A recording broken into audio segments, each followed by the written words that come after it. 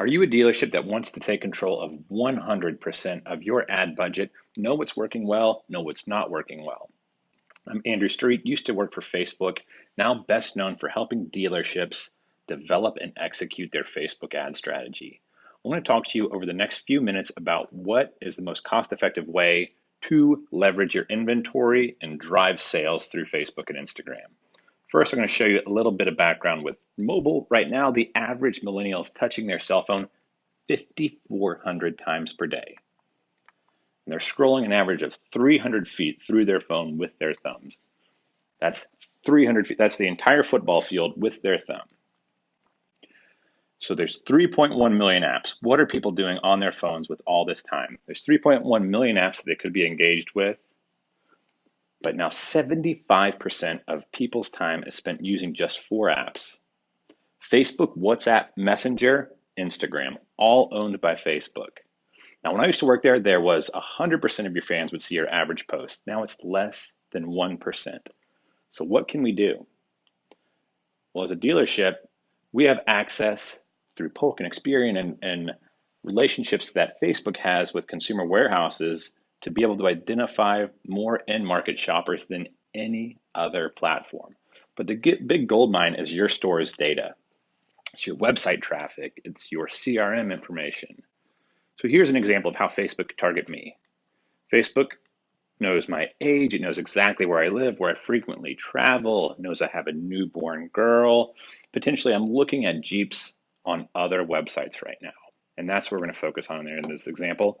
Consumer warehouses know my credit score, knows what kind of car I drive, my household income. Good way to start to be able to target me based on those things.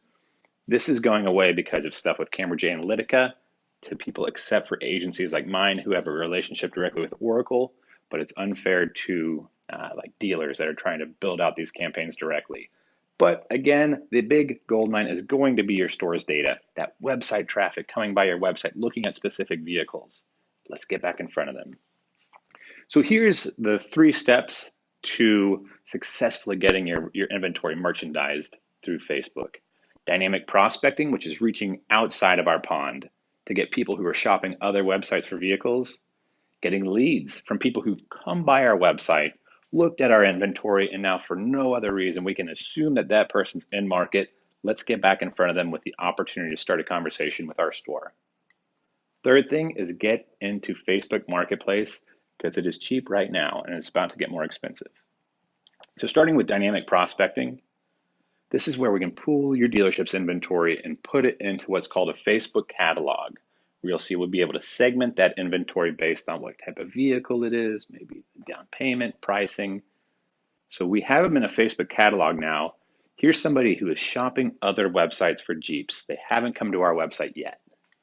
So they get on Facebook, see friends, they see family. When we pull up our used Jeep inventory, from there they can like it, comment, share, or just scroll through some of our used Jeeps. Once they tap on it, it comes by our website where they can convert from the vehicle detail page, they can get more photos, they can look at similar vehicles, or at least as the advertiser, I know that this person's come by the website and looked at this Jeep. Do the same thing on Instagram that we're doing on Facebook. Used to be a lot more expensive, looks a little bit different, but now we're getting really good results off of Instagram, and there's not as many dealers there.